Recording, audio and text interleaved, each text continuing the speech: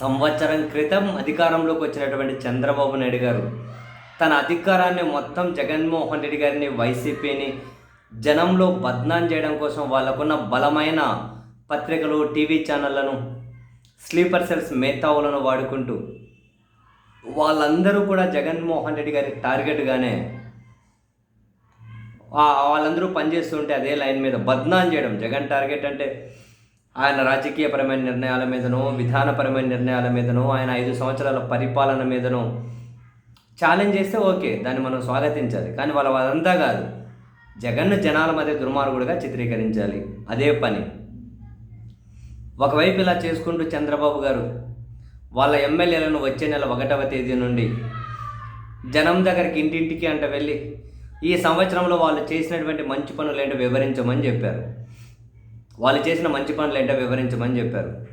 అదిగో కరెక్ట్గా అదే పాయింట్ దగ్గరే జగన్మోహన్ రెడ్డి గారు కూడా ట్రిగ్గర్ చేయబోతూ ఉన్నారు. వైసీపీ వాళ్ళు కూడా అదే జూలై 1 నుంచి ఇంటింటికి వెళ్ళి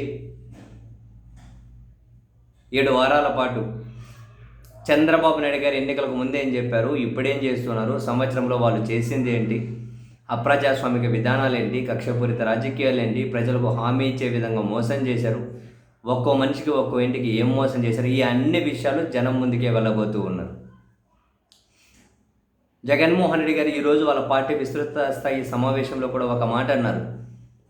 యుద్ధం అంటే సిద్ధమే, కేసులు, జైళ్ళు వైఎస్ఆర్ కాంగ్రెస్ పార్టీని ఆపలేవు, మాకు అవేమీ కొత్త కూడా కాదు. చంద్రబాబు నాయుడు గారు జనాల మధ్యకి వెళ్ళి వాళ్ళు ఏమో చేశామని చెప్పుకుంటూ ఉంటే అదే జనాల మధ్యకి వచ్చి మీరు ఏం మోసం చేశారో అక్కడే తేల్చుకుందాం. ఇక కేసులు, జైళ్ళు అంటారా, అవి మాకేమీ కొత్త కాదు. కాలం అన్ని ప్రశ్నలకు సమాధానం చెబుతుంది.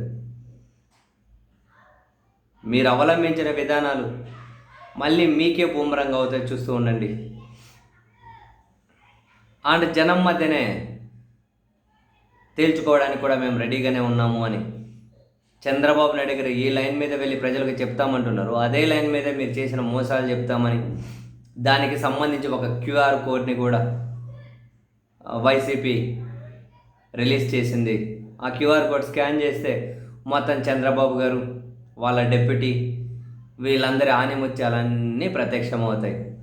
ఇవన్నీ ఇంటింటికి చేర్చే బాధ్యతను వైసీపీ వాళ్ళ క్యాడర్ తీసుకోబోతోంది. సరే, సై అంటే సై.